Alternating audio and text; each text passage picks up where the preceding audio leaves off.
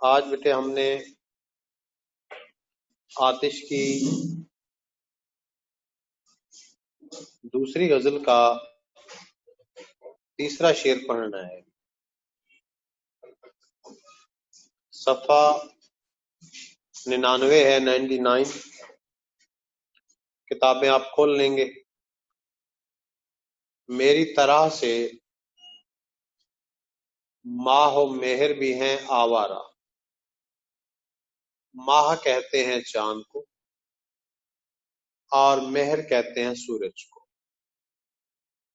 آوارہ سے مراد ہے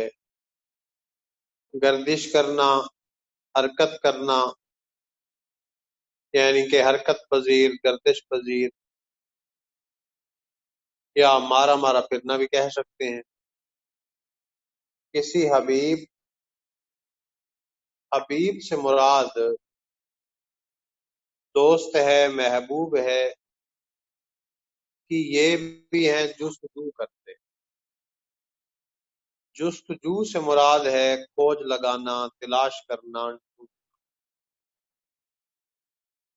تو یہ لفظ جستجو جو ہے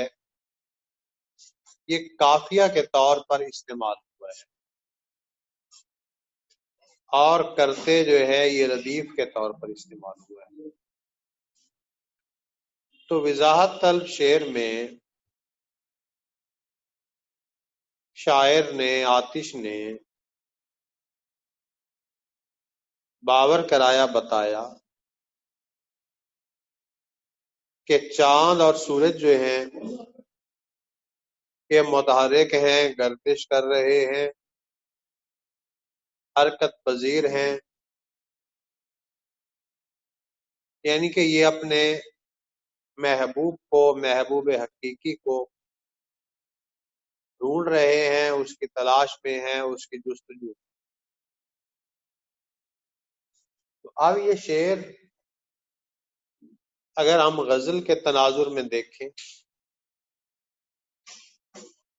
یعنی کہ اس کا خارجی پہلو دیکھیں، تو خارجی پہلو میں یہ واضح ہو رہا ہے کہ ایک محب محبوب کا قرب حاصل کرنے کے لیے، محبوب کی ایک جھلک دیکھنے کے لیے، محبوب کا نظارہ کرنے کے لیے بے چین، بے قرار رہتا ہے۔ میر تقی میر کہتے ہیں بار بار اس کے در پہ جاتا ہوں، بار بار اس کے در پہ جاتا ہوں، حالت اب اضطراب کی سی ہے۔ بار بار اس کے در پہ جاتا ہوں، حالت اب اضطراب کی سی ہے۔ اسی طرح سے شاعر یا محب جو ہے تو بے چین ہیں، بے قرار ہیں، یعنی کہ محبوب کی ایک جھلک دیکھنے کے لیے یا محبوب کے نظارے کے لیے۔ اب یہاں یہ سوال پیدا ہوتا ہے کہ کوئی محب گھر بیٹھ کر یا ایک جگہ بیٹھ کر نہ ہی محبوب کو ڈھونڈ سکتا ہے، نہ ہی محبوب کا نظارہ پا سکتا ہے، نہ ہی محبوب کا قرب حاصل کر سکتا ہے، بلکہ اسے حرکت کرنا پڑتی ہے، اسے کھوج لگانا پڑتی ہے، اور اسے جستجو کرنا پڑتی ہے، پھر ہی جا کر وہ محبوب کے دیدار میں یا محبوب کے قرب سے مستفید ہو سکتا ہے۔ اب شاعر یا ایک محب یا ایک چاہنے والا یا ایک طلبگار وہ اپنے جذبات کے ہاتھوں، اپنے دل کے ہاتھوں بے بس ہے، بے چین ہے، بے قرار ہے، اور وہ مارا مارا پھر رہا ہے تاکہ اسے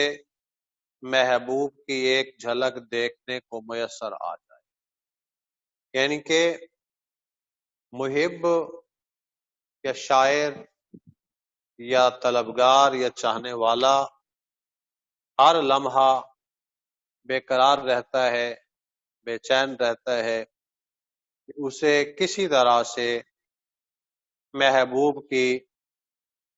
جھلک نظارہ دیکھنے کو ملے۔ تو مرزا غالب اس حوالے سے، مرزا غالب نے بھی اس طرح کے اس حوالے سے شعر کہے، میر تقی میر نے بھی کہے، یعنی کہ ہمارے کلاسیکی جو شعراء ہیں، جیسا کہ آتش نے یہاں یہ مضمون باندھا ہے، باور کرایا، احساس دلایا کہ میں محبوب کے نظارے کے لیے، محبوب کی جھلک کے لیے میں بےتاب ہوں، بے قرار ہوں، اور میں چاہتا ہوں کہ مجھے محبوب کا قرب میسر آئے۔ اب اگر ہم اسے غزل سے ہٹ کر دیکھیں اس شعر کو، تو اس شعر میں بہت بڑی حقیقت کار فرما ہے، یعنی کہ انسان کے علاوہ، جیسا کہ یہاں مثال دی گئی دو اجرام فلکی کی، چاند کی اور سورج کی، یعنی کہ متحرک ہیں، گردش پذیر ہیں، حرکت میں ہیں، ہر لمحہ جو ہے وہ محبوب حقیقی کی تلاش میں ہیں، اسے ڈھونڈ رہے ہیں۔ قرآن مجید فرقان حمید میں بھی آتا ہے کہ سورج اور چاند جو ہیں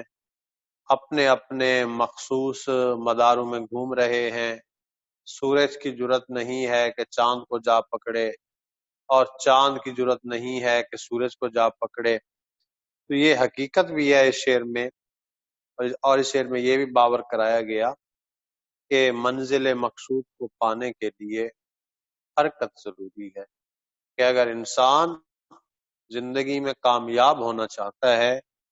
اس کے لیے انسان کو تگ و دو کرنا پڑتی ہے۔ یعنی کہ جو لوگ ہاتھ پہ ہاتھ دھرے منتظر فردا ہوتے ہیں، یعنی کہ ہاتھ پر ہاتھ رکھ کر مستقبل کے خواب دیکھتے ہیں، تو وہ کبھی کامیاب نہیں ہوتے۔ کامیابی انہی لوگوں کو میسر آتی ہے جو جستجو کرتے ہیں، جو کوشش کرتے ہیں، اور جو منزل مقصود تک پہنچنے کی، منزل مقصود پانے کی آرزو کرتے ہیں، خواہش کرتے ہیں، تمنا کرتے ہیں، وہی کامیاب ہوتے ہیں۔ اقبال نے کہا تھا، زندگانی کی حقیقت کوہ کن کے دل سے پوچھ، زندگانی کی حقیقت کوہ کن کے دل سے پوچھ۔ دوسرا مصرع ہے، جوئے شیرو پیشاؤ سنگ گراں ہے زندگی، زندگانی کی حقیقت کوہ کن کے دل سے پوچھ، جوئے شیرو پیشاؤ سنگ گراں ہے زندگی۔ اقبال کا ایک اور شعر بھی ہے جس میں اقبال نے واضح کیا، وہی ہے صاحب امروز کے جس نے، وہی ہے صاحب امروز کے جس نے اپنی ہمت سے، پہلا مصرع ہے، وہی ہے صاحب امروز کہ جس نے اپنی ہمت سے زمانے کے سمندر سے نکالا گوہر فردا، زمانے کے سمندر سے نکالا گوہر فردا۔ اب واضح ہوا اس شعر سے کہ منزل مقصود کا حصول جو ہے وہ کوشش کا، جستجو کا، تگ و دو کا مرہون منت ہے۔ یعنی کہ غزل کے تناظر میں اگر دیکھنا چاہیں تو غزل کے تناظر میں بھی ہم یہ کہہ سکتے ہیں کہ ایک محب جو ہے وہ کسی صورت میں محبوب کا دیدار حاصل نہیں کر سکتا اگر وہ ایک ہی جگہ بیٹھ کر یہ سوچتا ہے، یہ تمنا کرتا ہے کہ وہ محبوب کا نظارہ کر لے گا، محبوب کی ایک جھلک دیکھ لے گا. نہیں، ایسا ممکن نہیں ہے، کیونکہ شاعر نے بھی یہاں واضح کیا کہ میری طرح سے ماہ و مہر بھی ہیں آوارہ، یہ بھی ہیں کسی حبیب کی جستجو کرتے. مثال تو شاعر نے بڑی واضح مثال دی ہے کہ محبوب کو پانے کے لیے، محبوب کی جھلک دیکھنے کے لیے آوارہ یا جستجو یا کوشش یا حرکت کرنا ہی پڑتی ہے. تو غزل کے تناظر سے ہٹ کر اگر ہم دیکھیں تو ہمیں یہ محسوس ہوتا ہے کہ دنیا میں وہی لوگ کامیاب ہوئے، انہی لوگوں کو منزل مقصود میسر آئی جنہوں نے کوشش کی، جنہوں نے تگ و دو کی، اور جو عزم کے مضبوط تھے، جنہوں نے ہمت کوشش سے کام لیا، جن کے قدم نہیں ڈگمگائے، آخر کار وہ منزل مقصود تک پہنچے ہیں. تو منزل مقصود تک پہنچنے کے لیے کوشش، ہمت اور لگن جو ہے وہ ضروری ہے. تو وہی بات ہے، اس میں لکھ سکتے ہیں ایک منزل ہے کہ سورج سے بھی چھن جاتی ہے، ایک منزل ہے کہ سورج سے بھی چھن جاتی ہے، ایک رستہ ہے کہ جگنوں بھی دکھا دیتا ہے، ایک منزل ہے کہ سورج سے بھی چھن جاتی ہے، ایک رستہ ہے کہ جگنوں بھی دکھا دیتا ہے، جس کو طوفان سے الجھنے کی ہو عادت محسن، جس کو طوفان سے الجھنے کی ہو عادت محسن، ایسی کشتی کو سمندر بھی دعا دیتا ہے. مختصراً ہم کہہ سکتے ہیں کہ منزل مقصود کا حصول اسی وقت ممکن ہے جب انسان زیادہ عمل پر گامزن ہوتا ہے، جب انسان جستجو کرتا ہے، جب انسان کوشش کرتا ہے، تو پھر انسان منزل مقصود تک پہنچ سکتا ہے، مقصد حیات میں کامیاب ہو سکتا ہے. جیسا کہ شاعر نے مثال دی ہے، واضح کیا ہے کہ دو اجرام فلکی سورج اور چاند جو ہیں یہ بھی محبوب حقیقی کی جستجو میں ہیں، یہ بھی محبوب حقیقی کو دیکھنا چاہتے ہیں، یہ بھی محبوب حقیقی کی تلاش میں ہیں تاکہ وہ محبوب حقیقی کا نظارہ کر سکیں، یعنی کہ اپنی وہ منزل مقصود پا سکیں. تو اسی طرح سے انسان بھی کوشش، ہمت، لگن اور جذبے سے اپنی منزل مقصود تک پہنچ سکتا ہے،